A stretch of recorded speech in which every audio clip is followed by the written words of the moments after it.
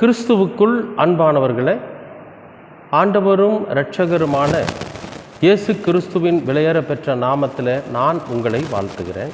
கர்த்தர் உங்களை ஆசீர்வதிப்பார். இன்றைய அனுதின உணவில் கர்த்தர் நமக்கு கொடுக்கிற வார்த்தை சங்கீதம் 119, 159. இதோ உம்முடைய கட்டளைகளை நேசிக்கிறேன், கர்த்தாவே உமது கிருபையின்படி என்னை உயிர்ப்பியும் என்று சங்கீதக்காரன் ஆண்டவரிடத்தில் ஒரு வேண்டுதல் செய்ததை இங்கே எழுதியிருக்கிறார். இப்போது இந்த வேத வசனங்கள் எதுக்காக இப்படி எழுதப்பட்டு இருக்கிறது என்று சொன்னால், நாமும் அதை போலவே இந்த வசனங்கள் சொல்லுகிறபடி, இந்த வசனத்தின்படி நம்முடைய வாழ்க்கையை மாற்றிக்கணும் அப்படிங்கிறதுக்காகத்தான் இது போன்ற வசனங்கள் நமக்கு முன்வைக்கப்பட்டிருக்கு, இந்த வேதத்தில் பதிவு செய்யப்பட்டிருக்கு. இப்போ நம்ம அதை வாசிக்கிற போது நாமும் கூட இங்கே சங்கீதக்காரன் சொன்னது போல் ஆண்டவரோட சமூகத்தில் நாம் என்ன செய்யணும் அப்படின்னா, ஆண்டவரே, நாங்கள் உம்முடைய கட்டளைகளை நேசிக்கிறோம், உம்முடைய கிருபையின்படி நீர் எங்களை உயிர்ப்பியும் அப்படின்னு நம்ம சொல்லணும். அது சொல்லணும்னா அதுக்கு ஒரு தகுதி வேணும். என்ன அந்த தகுதி அப்படின்னா, இந்த வசனத்தின் முன்பகுதியை நம்ம வாசித்தபடி நம்ம நடக்கணும். என்னென்னு, உம்முடைய கட்டளைகளை நான் நேசிக்கிறேன். அப்போ ஆண்டவரோட கட்டளை என்ன, இயேசு கிறிஸ்து நமக்கு என்ன கட்டளை கொடுத்துருக்காரு, அந்த கட்டளையை நாம் நேசிக்கிறோம்னா அதன்படி நடக்கிறோமா.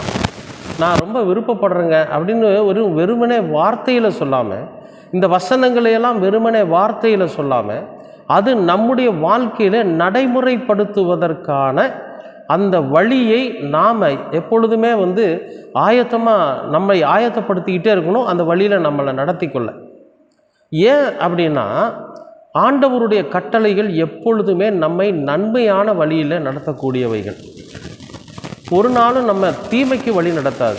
நன்மையான வழியில் நம்முடைய வாழ்க்கை நடக்கணும். நாம் நன்மையான வழியில் நடந்து பரலோகத்திற்கு பாத்திரவான்களாக, மனிதர்கள் மீது அன்பு செலுத்துகிறவர்களாக, இயேசு கிறிஸ்துவினுடைய அந்த மிகப்பெரிய பரிசுத்த ஸ்தலத்தில் நாமும் போய் அவரோட இணைஞ்சு அவருடைய சகோதரராக பிதாவினுடைய வீட்டில் குடியிருக்கணும். இந்த மாதிரியான ஸ்லாக்கியங்களும் பாக்கியங்களும் நமக்கு கிடைக்க வேண்டும் என்பதற்காகவே இந்த வேத வசனங்கள் இதில் பதிவிடப்பட்டு, அப்படி ஒரு பாக்கியத்தை பெற வேண்டும் என்பதற்காகவே அவருடைய கட்டளைகள் இந்த வேதத்தில் பதிவிடப்பட்டிருக்கு.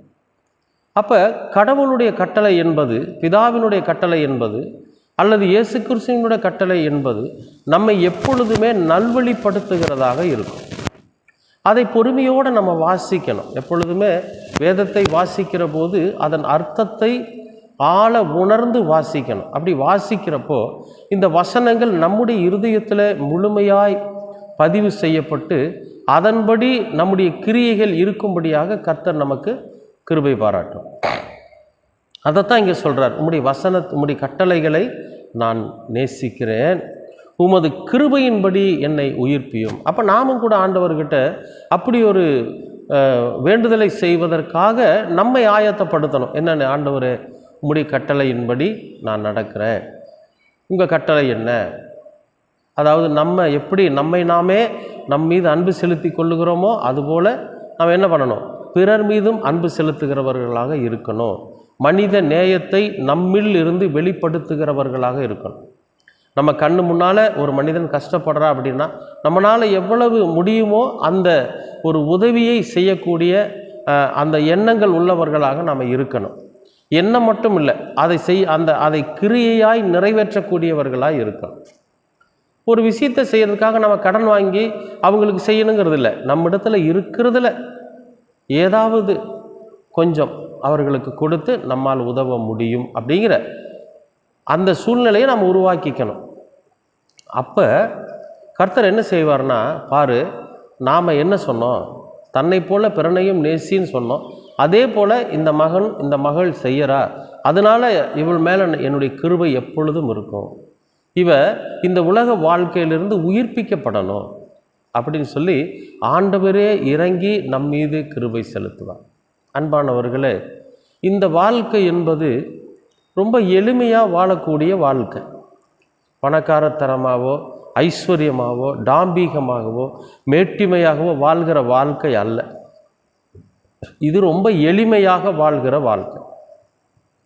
இந்த எளிமையான வாழ்க்கையில் தான் தாழ்மை இருக்கும், அன்பு இருக்கும், பிறர் மீது செலுத்தக்கூடிய அன்பு நமக்குள்ளே இருக்கும், பிறர் மீது அக்கறை இருக்கும், உற்றார் உறவினர் மேலே மரியாதை இருக்கும், பெற்றவங்களை எப்படியாவது நம்ம கடைசி வரைக்கும் பார்த்துக்கணும் அப்படிங்கிற அந்த உயர்ந்த அன்பு நமக்குள்ளே இருக்கும். இதெல்லாம் எப்போ நமக்குள்ளே இருக்கும் அப்படின்னா, நாம் நம்முடைய ஆண்டவர் நமக்கு கொடுத்திருக்கிற கட்டளையை நாம் நேசிக்கிற போது. அப்போ ஆட்டோமேட்டிக்காக நாம் அந்த கட்டளையை நேசிக்கிறத பார்த்தாவே கர்த்தருடைய கிருபை நம் மீது இறங்கி நம்மை புதிதாய் உயிர்ப்பிக்க செய்யும். நிச்சயமாகவே அன்பானவர்களே, இன்றைய அனுதின உணவில் கர்த்தர் நமக்கு கொடுத்திருக்கிற ஒரு அற்புதமான ஒரு ஆசீர்வாதம் என்னென்னா, நாம் அவருடைய கட்டளையின்படி அந்த கட்டளையை நேசித்து அதன்படி நம்ம நடக்க ஆரம்பிக்கிறப்போ நிச்சயமாகவே கடவுளுடைய கிருபையின்படி நாம் இந்த உலகத்தில் உயிர்ப்பிக்கப்படும். பாவத்தினாலும் அக்கிரமத்தினாலும் மீறுதல்களினாலும் பிசாசனோட பிடியினாலும் மரித்து போகிற நாம் கடவுளின் கிருபையினால் நிச்சயமாகவே உயிர்ப்பிக்கப்படும். எதுக்கும் கவலைப்படாதீங்க. எல்லா சூழ்நிலைகளிலும் கர்த்தர் நம்மோடு கூட இருப்பார். கர்த்தர் உங்களை ஆசீர்வதிப்பார். அன்பின் பரலோக பிதாவே, அருமையான நல்ல இந்த அனுதின உணவிற்காக உமக்கு நன்றி. இந்த நாளை நீர் ஆசீர்வதித்து கொடுத்ததற்காகவும் நன்றி. கர்த்தாவே, எங்களுடைய வாழ்க்கையில் நாங்கள் உம்முடைய கட்டளைகளை நேசித்து அதன்படி கிரியைகள் செய்ய நீர் எங்களுக்கு தைரியத்தையும் ஞானத்தையும் தர வேண்டுமாய் செபிக்கிறோம். அப்படி நாங்கள் செய்கிற போது உம்முடைய கிருபையின் நிமித்தம் நீர் எங்களை உயிர்ப்பிக்கப் போகிறீர் என்கிற நம்பிக்கையோடு கூட நாங்கள் ஒவ்வொரு நாளும் எங்களை மாற்றிக்கொண்டு உம்முடைய சமூகத்திற்கு நாங்கள் ஏற்ற பிள்ளைகளாக இந்த உலகத்தில் நாங்கள் ஜீவித்திருக்க நீங்கள் கிருபை பாராட்டுங்க. உம்முடைய வசனமும் உம்முடைய வழிநடத்துதலும் என்றென்றைக்கும் எங்களோடு கூட இருக்கட்டும். உமது திருக்குமரனாம் எங்கள் இரட்சகர் இயேசு கிறிஸ்துவின் வழியாய் கேட்கிறோம் நல்ல பிதாவே. ஆமேன், ஆமேன், ஆமேன்.